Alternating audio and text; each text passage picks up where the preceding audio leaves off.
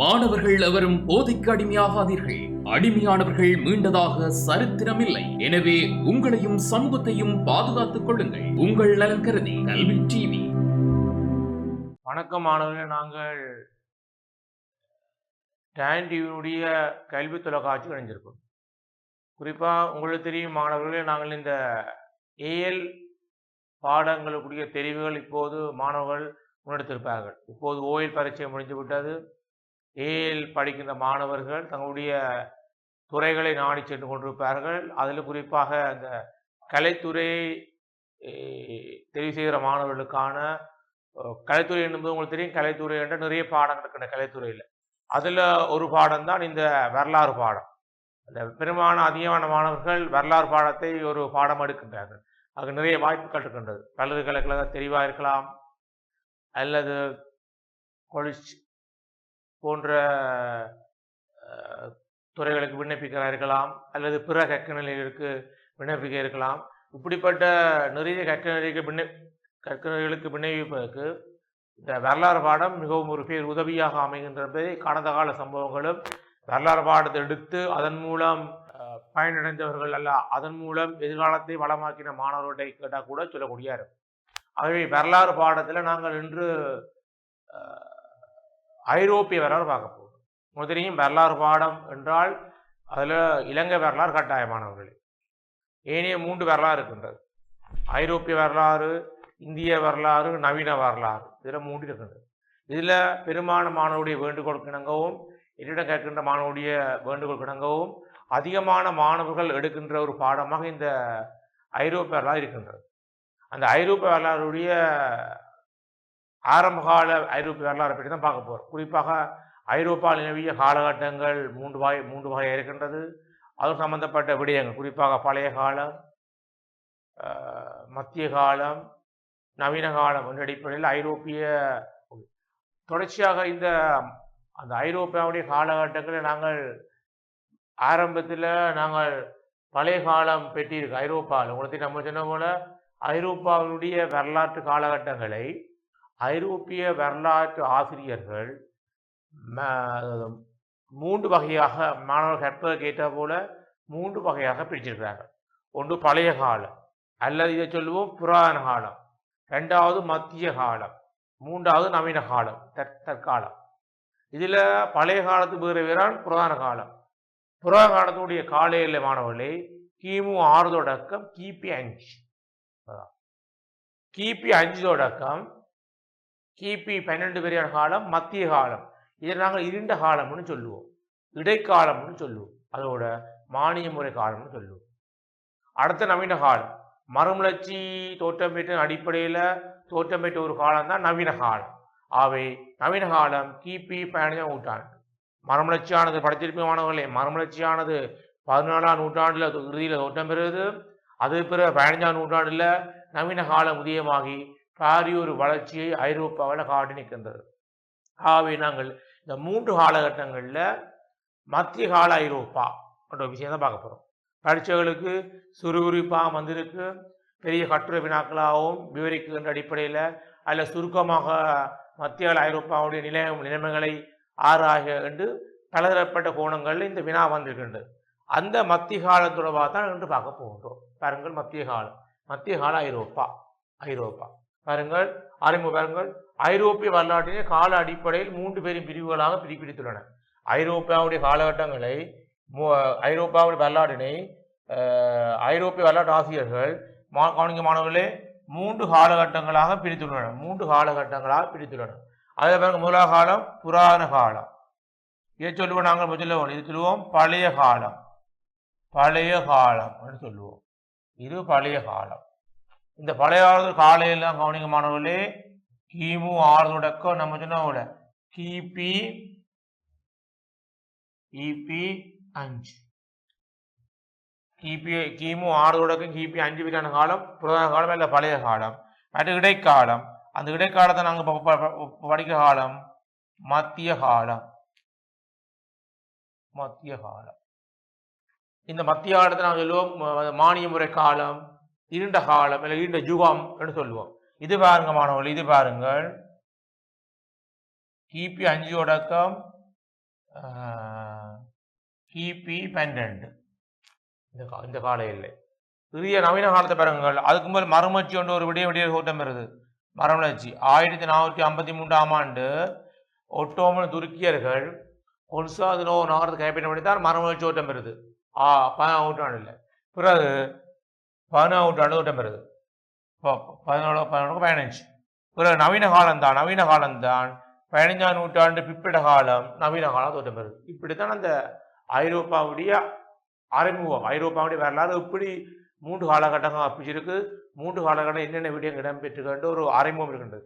இந்த விடயங்கள் விளங்கினால்தான் உங்களுக்கு ஐரோப்பிய வரலாறு படிக்கிற மாணவர்களுக்கு ஐரோப்பாவுடைய வரலாறு எந்த திசை நோக்கி போகின்றது, எப்படி விரிவடைகின்றது, எப்படி பாடப்பிறப்பு செல்கின்றது, எப்படி ஒவ்வொரு விஷயங்களும் உருவாகுது என்பதை இந்த பேசிக்கான அறிமுகத்தோடு தெரிஞ்சுக்க வேண்டும். இந்த பேசிக்கான விடயம் விளங்கவில்லை என்றால் நீங்கள் ஐரோப்பிய வரலாறு புரிச்சு கொள்வது கஷ்டமாக இருக்கும். ஒரு சில பாடங்கள் ஓயில படித்த பாடங்கள் இருக்கின்றது. அதாவது மறுமலர்ச்சி, கைத்தொழில் புரட்சி, உலோக யுத்தம் என்று இருக்கின்றது. ஆனால் பெரும்பாலான பாடங்கள் நீங்கள் கேள்விப்படாத பாடங்களும் இருக்கின்ற ஐரோப்பிய வரலாற்றில். அப்படிப்பட்ட பாடங்கள் விளங்கணும் சொன்னால் இந்த பேசிக்கான நாலேஜ், இந்த அறிவு இருக்க வேண்டும். அதான் நாங்கள் அதான் ஞாபகப்படுத்திருக்கேன். அதில் நாங்கள் பார்க்க போகிறோம் என்ன, இந்த மத்திய காலம், அதாவது இந்த இடைக்காலம். இந்த இடைக்காலத்தில் இடம்பெற்ற இப்படி தான் பார்க்க போகிறோம். அப்போ புராண காலம், இடைக்காலம், நவீன காலம் 3 காலம் இருக்கின்றது. அதை பாருங்கள்.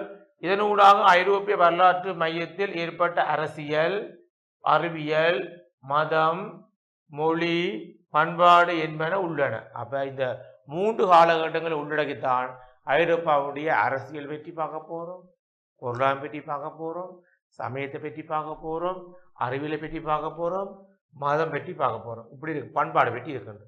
அடுத்த மத்திய கால பண்பாட்டின் 6வது இப்பாட அழகாகும்.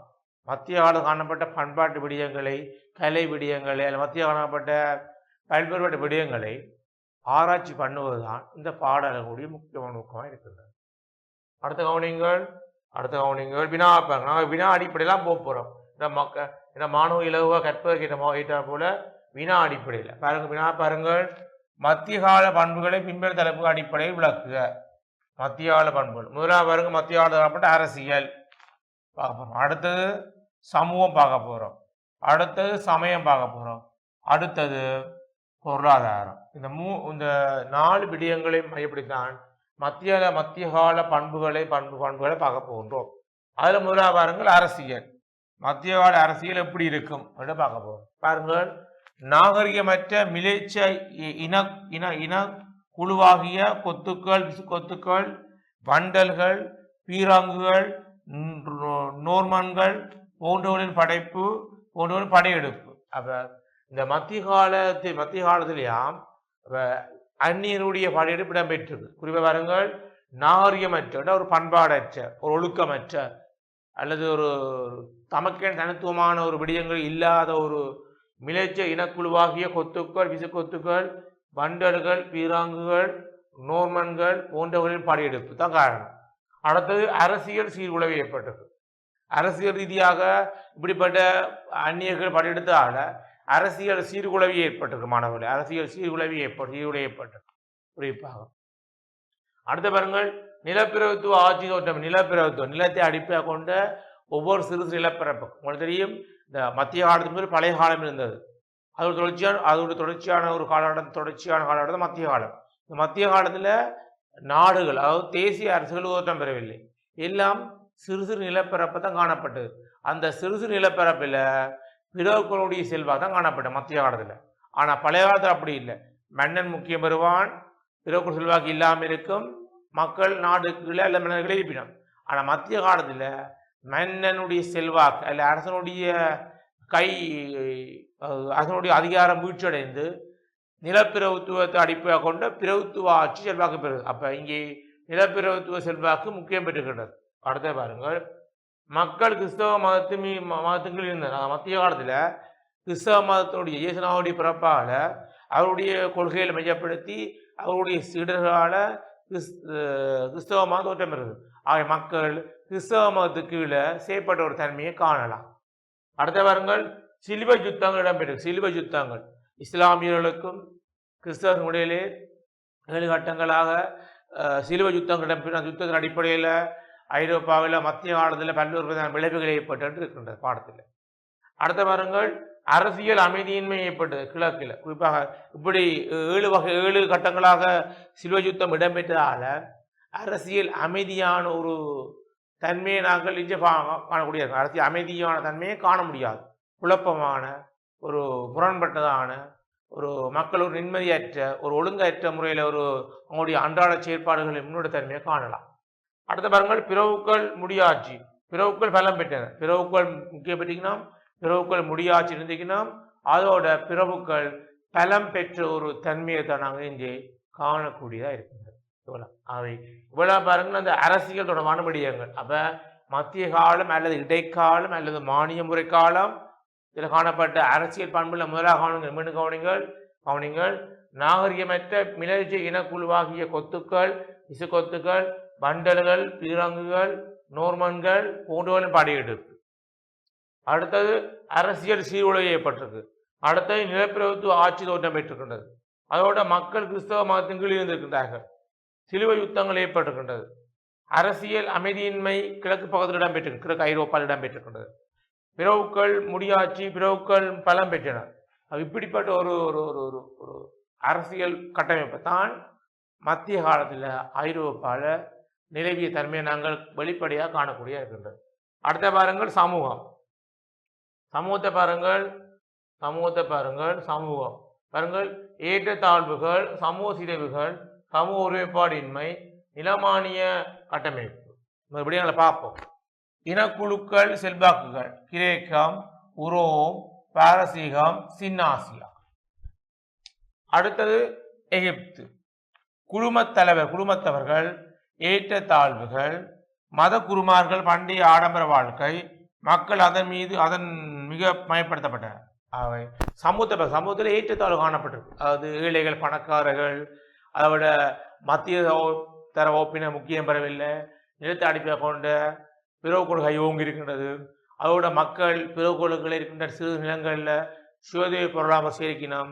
அதில் வருமானத்தில் பிறவுக்களுக்கும் மன்னனுக்கும் மற்றும் கிறிஸ்தவ திருச்சபைகளுக்கும் வரி கொடுக்கணும் என்ற அடிப்படையில் மக்கள் ஒரு ஏற்றத்தாழ்வான ஒரு வாழ்க்கையை தான் இங்கே வாழ்ந்துக்கிறார்கள். அதனால் சமூகம் சிதைவடைஞ்சிருக்கு. சமூகமான ஏற்றத்தாழ் அடிப்படையில் பல்வேறு சிதைவுகளாக சிதைவடைஞ்சிருக்கின்றது. சமூக ஒருமைப்பாடு காணப்படவில்லை.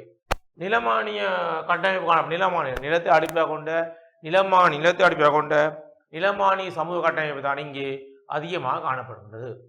அடுத்த வாருங்கள் இனக்குழுக்கள். பல்வேறு வகையான இனக்குழுக்களுடைய செல்வாக்கியம் காணப்பட்டுகின்றது. கொத்துக்கள், வண்டல்கள் போன்ற இனக்குழுக்களும் அதோட கிரேக்கம், உரோம், பாரசீகம், சின்னாசியா, அதோட எகிப்து போன்ற பல்வேறு இனக்குழுக்களுடைய செல்வாக்கும் இங்கே அதிகமாக காணப்பட்டுகின்றது. அதோட பாருங்கள் குழுமத்தவர்கள். அது ஒவ்வொரு இனக்குழுவை பிரதிநிதிப்படுத்தி அந்த குழுமத்தலைவர்கள் சமூக ரீதியாக தங்களுடைய இனங்களை பிரதிநிதித்துவப்படுத்துகிறார்கள்.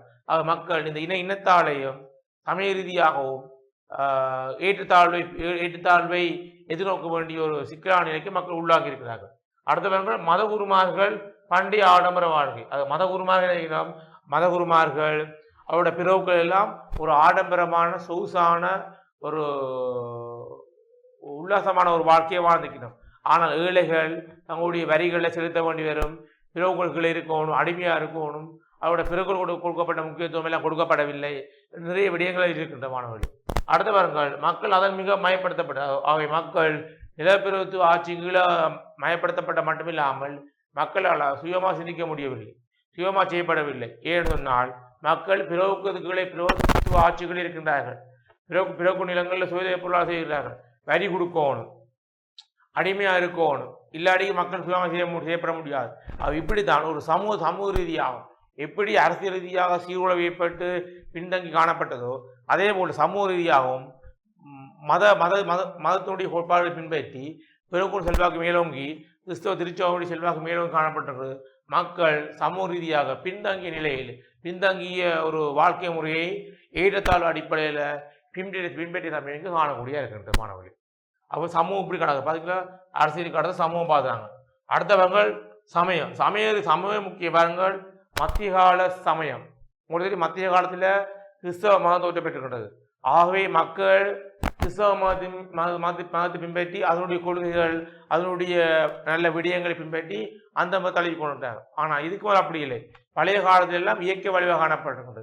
ஆனால் மத்திய காலத்தில் இயேசுநாதருடைய பிறப்பின் காரணமாக கிறிஸ்தவ சமயத்தினுடைய செல்வாக்கு மேலோங்கி அதமயப்படுத்தப்பட்ட ஒரு தன்மையை தான் மக்கள் இங்கே தாங்கள் பின்பற்றக்கூடிய தன்மையை காணப்பட்டிருக்கின்றது. பாருங்கள், மிலான் சட்டம் கிறிஸ்தவர்களுக்கு மத சுதந்திரம், மக்களை திருச்சபைகளும் மதகுருமாகவும் ஆற்றுப்படுத்தின, கல்வி போதிக்கப்பட்டு இடங்கள் குறுமடங்கள் சிலுவை யுத்தங்கள் இடம்பெற்று அவை கவனிங்கள். அப்ப மிலான் சட்டம் காணப்பட்டது. கிறிஸ்தவர்களுக்கு மத சுதந்திரம், மிலான் எனப்படும் சட்டம் கொண்டுவரப்பட்டிருக்கிறது. அது கிறிஸ்தவ மத சேர்ந்தார்களுக்கு நிறைய சுதந்திரமும் அவர்களுக்கான வசதியையும் கொடுத்திருக்கின்றார்கள்.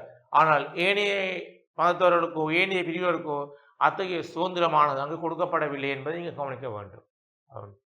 அடுத்த வாருங்கள், மக்களை திருச்சபைகளும் மதகுருமாரும் மாற்றுப்படுத்தின. ஏன்னா மக்கள் துன்பத்திருக்கணும், அன்றாட வருமானம் காணாது, வரிகள் செலுத்த வேணும், ஒரு நிம்மதியற்ற வாழ்க்கை வாழினோம், பிறர்களுக்குள்ள அடிமையாக இருக்கணும், ஒரு வகையோரு ஒரு ஒழுங்கமைப்பு இல்லாமல் ஒரு அன்றாடம் தங்களுடைய நிறைய சவால்களை எதிர்கொண்டு ஒரு வாழ்க்கையை தான் இவர்கள் வாழ்கின்றார்கள்.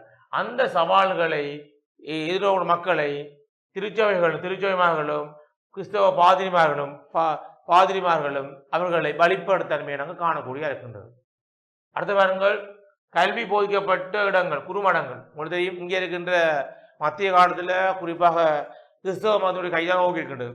அதால் கிறிஸ்தவ பாதிரிமார்கள், குறுமடங்கள், மடாலயங்கள் அல்லது மடங்களுடைய தோற்றம் இங்கே ஆரம்பிக்கின்றது.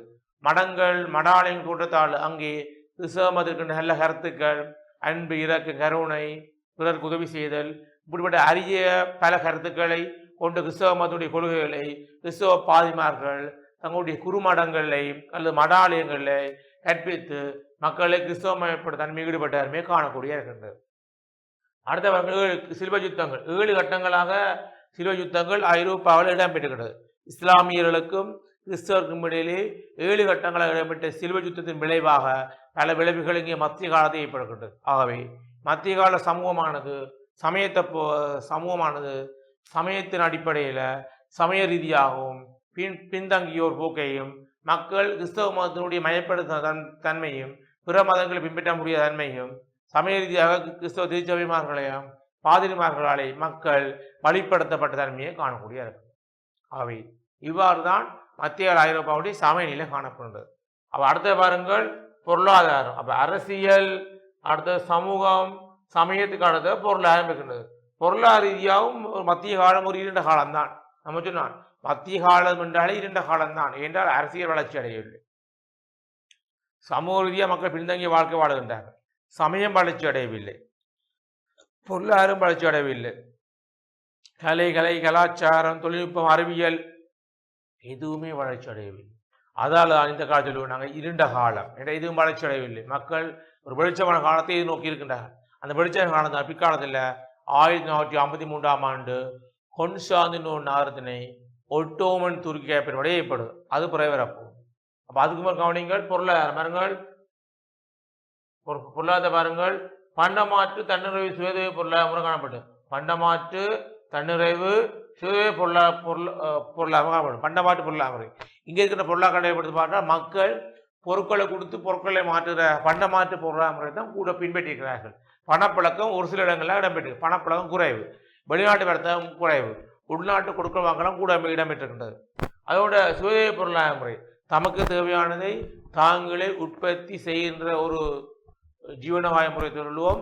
சுயதேவ பொருளாதார முறை வெளியிலிருந்து பொருட்கள் வராது, உள்நாட்டு இருக்கிற பொருட்கள் வெளிநாடுகள் போகாது, உள்நாட்டு கொடுக்கல் வாங்கல்கள் அதுவும் பொருட்கள் அடிப்படையில் அதோட விவசாயம் செய்திருக்கின்றார்கள், சேன பயிர் செய்திருக்கின்றார்கள், தானியங்களை பயிர் செய்திருக்கின்றார்கள், மந்தை வளர்ப்பு வளர்த்திருக்கின்றார்கள், சில கைத்தொழில்களும் செய்திருக்கின்றார்கள். இரும்பு கைத்தொழில், செம்பு கைத்தொழில், அதோட மட்பான கைத்தொழில், அது கட்டுறது, இப்படிப்பட்ட ஒரு சில விடயங்களில் ஈடுபாடான ஒரு பொருளாதாரம் காணப்பட்ட போலிய பணப்புழக்கம் இல்லை, வெளிநாடு தொடர்பு இல்லை.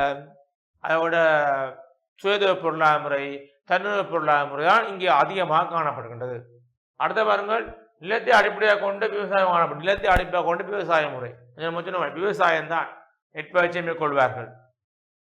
குரக்கன், சாமை, திணை, போன்ற பயிர்களை பயிர் செய்வார். தானியங்களை பார்லி, கோதுமை போன்ற பயிர்களை பயிர் செய்வார்கள். அதன் மூலம் தான் உணவு தேவை பூசி கொள்வார்கள். அதன் மூலம் தான் உள்நாட்டுக்குள்ளே ஏற்றுமதி இறக்குமதி வர்த்தகம் இடம்பெறும். அதாவது பொருட்கள் கொடுத்து பொருட்களை பரிமாற்ற அடிப்படையில் இங்கே இடம்பெறாமே காணலாம். அடுத்த பாருங்கள் தெய்வீக கோட்பாடு. இது முக்கியமான ஒரு விடயம். ஏன்னா நீங்கள் ஓயிலில் படிச்சிருப்பீங்க. மறுமலர்ச்சியாளர் தோற்றமிட்ட ஒரு கோட்பாடு மானுடவாத கோட்பாடு. அது மனிதன் மேன்மையானவன். அது மறுமலர்ச்சி தோற்றமிட்டபடியால் மறுமலர்ச்சி முறையில் இருந்த கோட்பாடு தெய்வீக கோட்பாடு. இறைவன் தான் முதன்மையானவன், ஏனைய முதன்மை இல்லை. அவர் தெய்வீக கோட்பாடு என்ன அர்த்தமானவர்களே? இறைவன் தான் முக்கியம். தெய்வத்தை முன்னிலைப்படுத்திய கோட்பாடு. மற்றவர்களெல்லாம் மதிப்பு இருக்கா? மனிதர்களெல்லாம் மதிப்பு இருக்காது. ஆனால் மறுமலர்ச்சி செய்யப்படப்படுது தெய்வத்தை விட மனிதனுக்கு கொடுக்கிறார்கள். அதுதான் அனைத்து உயிர்களையும் விட மனிதன் மேன்மையானவன், மனிதன் உயர்ந்தவன் என்ற கொள்கை வருது. அதுபோல் மனிதர்களை சரிசமனா மதிக்கிற ஒரு பண்பு ஐரோப்பாவில் மறுமலர்ச்சியால் ஏற்படுது. ஒரு முக்கியமான விஷயம் மானுடவாத கோட்பாடு. தொடர்ச்சியாக நாங்கள் இந்த கேள்வியை பாருங்க மாணவர்களே, கேள்வியை பாருங்கள். கேள்வி முக்கியம். நீங்கள் எந்த ஒரு வினாவை எடுத்தாலும் வினாவை வடிவாக அறுத்துறுத்து நீங்கள் ஒரு கவனமாக வாசிக்க வேண்டும். ஏன்னா வினாவுக்கு ஏற்றவாறு விட எழுத போறீங்கள். வினாவை தவறுதலாக புரிந்து கொண்டால் நீங்கள் விட எழுதுவது கடினமாக இருக்கு. அவ்வாறுங்கள் மத்திய கால பண்புகளை பின்பற்றும் தலைப்புகள் அடிப்படை பாருங்கள். அரசியல், சமூகம், சமயம், பொருளாதாரம். அதில் போல அரசியல் பார்த்துனாங்க, சமூகம் பார்த்துனாங்க, சமயம் பார்த்துனாங்க, அடுத்த பொருளாதாரம். இப்படி பார்த்துருக்கிறோம். மத்திய காலத்தினுடைய நிலைமை இப்படி காணப்படுறத பார்த்துருக்கிறோம். ஆகவே உங்கள் பரீட்சைகளுக்கு மத்திய காலத்தினுடைய அரசியல் என்று சுருவி பெறலாம், பொருளாதாரம், சமூகம், சமயம் என்று பெறலாம். அவை கட்டுரை வினாக்களுக்கும் பெறலாம், அடுத்தது சுருவியும் பெறலாம். நீங்கள் அது கவனிக்க வேண்டும். மத்திய கால ஐரோப்பா பொருளாதார நிலை, அதில் மத்திய கால ஐரோப்பா என்ற அரசியல் இருக்கும்.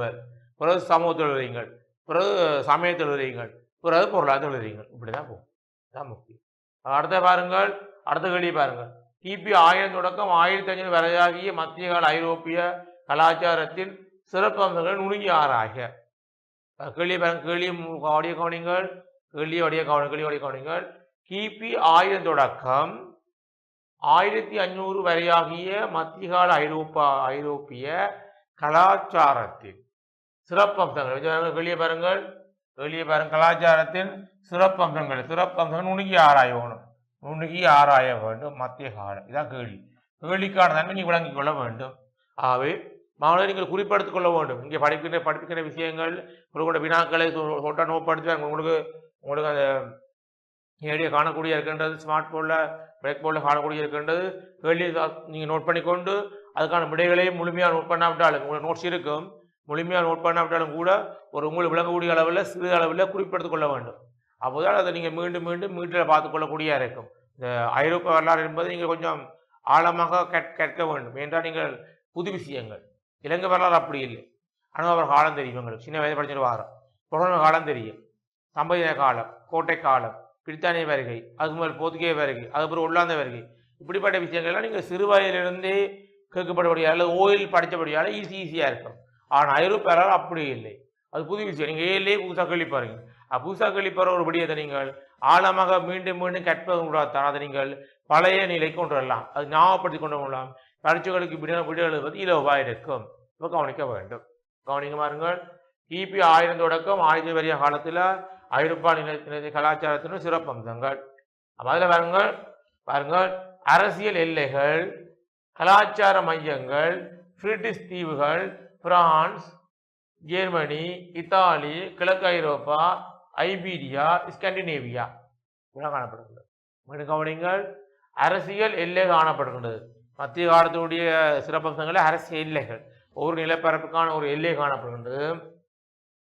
கலாச்சார மையங்கள் காணப்படுகிறது. சமய ரீதியாகவும் கலை ரீதியாகவும் கலாச்சார மையம் காணப்படுகிறது. பிரிட்டிஷ் தீவு கூட்டம் காணப்படுகிறது. பிரான்ஸ், குறிப்பாக பிரான்ஸு, ஜெர்மனி, இத்தாலி, கிழக்கு ஐரோப்பா, ஐபீரியா, ஸ்காண்டினேவியா போன்ற தீவுகள் போன்ற நாடுகளும் அங்கே ஒரு முக்கிய பெற்ற தன்மையை காணக்கூடிய இருக்கின்றது. அடுத்த வாருங்கள். விரைவான பொருளாதார மாற்றங்கள், விரைவாக ரீதியான ஒரு அதிகமாக வேகமான ஒரு பொருளாதார மாற்றங்கள் இங்கே ஏற்பட்ட தன்மையை நாங்கள் காணக்கூடிய இருக்கின்றது. குறிப்பாக கவனிக்கமானங்கள் பிராந்திய விரிவாக்கம், விவசாயத்தில் புதுமைகள், நகரங்கள், வணிக நகரங்கள் வளர்ச்சி. கவனிங்களப்ப விரைவான பொருளாதார மாற்றம் இடம்பெற்று. குறிப்பாக சொன்ன போல விவசாய சார்ந்த பொருளாதாரம், தன்னிலை பொருளாதாரம், பண்டமாற்று பொருளாதாரம் காணப்படுகின்றது. அதோட கவனிங்கள் பிராந்திய விரிவாக்கம் ஆட்சியை விஸ்தரிப்பு நிலையிலே குறிப்பிடப்பட்டிருக்கின்றது. அதோட விவசாயத்தில் கூட அக்கறை சேர்த்திருக்கணும். அதோட கவனிங்கள் புதுமைகள் நகரங்கள் வணிக நகரங்கள் வர்த்தக நகரங்கள் எல்லாம் ஓரளவு வளர்ச்சி பெற்ற தன்மையை நாங்கள் மத்திய காலத்தில் காணக்கூடிய இருக்கின்றது. அடுத்த பாருங்கள் சமூக மாற்றங்கள் பாருங்கள் பொருட்களில் கிடைப்பு நுகர்வு மக்கள் விநியோகம். அப்போ சமூக மாற்றங்கள் சமூகத்தில் பல விதமான மாற்றங்கள் ஏற்பட்ட தன்மையை நாங்கள் காணக்கூடிய இருக்கின்றது. ஏற்றத்தாழ்வுகள் நம்ம சொன்ன போல மத்திய வகுப்பினர் முக்கிய பெறமாட்டோம் பிறவுக்கள் முக்கிய பெறுவினம் மக்கள் அடிமையாக வாழ்வினம் பிறவுக்குங்களில் அப்படிப்பட்ட சமூக ஏற்றத்தாழ்வு காணப்படுகின்றது. அதோட பொருட்கள் கிடைப்பு இங்கே பொருட்கள் கிடைப்பு என்றால் பண்டமாற்று பொருளாதாரம் கூட காணப்படுகின்றது. ஏனைய பொருளாதாரம் காணப்படவில்லை. அதோட நுகர்வு மக்கள் விநியோகம் நுகர்வு அடிப்படையில் இந்த மக்கள் விநியோகம் காணப்படுகின்றது. அவை இவ்வாறு தான் இந்த கிபி 1000 தொடக்கம் 1500 வரையான காலகட்டத்தில் மத்திய ஐரோப்பாவில் காணப்பட்ட பொருளாதார நிலை காணப்பட்ட காணலாம். அவை நாங்கள் இன்று மத்திய கால ஐரோப்பாவில் 3 காலகட்டம் பார்த்தாங்கள். அது குறிப்பாக மத்திய கால ஐரோப்பாவில் போது ஐரோப்பாவில் நிலவிய 3 காலகட்டம் பார்த்தாங்கள். பிறகு மத்திய காலத்தில் காணப்பட்ட அரசியல் பார்த்தாங்கள், சமூகம் பார்த்தாங்கள், சமயம் பார்த்தாங்கள், பொருளாதாரம் பார்த்தாங்க. பிறகு 1000 தொடக்கம் 1500 காலங்களில் மத்திய காலத்தில் நிலவிய ஐரோப்பாவுடைய கலாச்சாரத்தின் பண்புகளை பற்றி கொஞ்சம் பார்த்தாங்க. இப்படி முக்கியமான விடையும் பார்த்தாங்க. அவை நீங்கள் தொடர்ச்சியாக இந்த டேவிண்டியினுடைய கல்வித்துறை காட்சி இணைஞ்சிருப்ப மூலம் தான் இவ்வாறு புதுமையான விடயங்களை அது குறிப்பாக ஏஎல் பரீட்சை என்பதால் நீங்கள் உன்னிப்பாக உடனும் கவனிக்க வேண்டும். அவை தொடர்ச்சியாக நாங்கள் இந்த தொடர்ச்சியடைங்கள் இந்த டேவிண்டி இணைங்க மாணவர்களே. நன்றி, வணக்கம் மாணவர்களே. கல்வி டிவியில் புத்தம்புது நிகழ்ச்சிகளை உடனுக்குடன் பார்த்து மகிழ எமது ஃபேஸ்புக் மற்றும் யூடியூப் பக்கத்தை லைக் செய்யுங்கள்.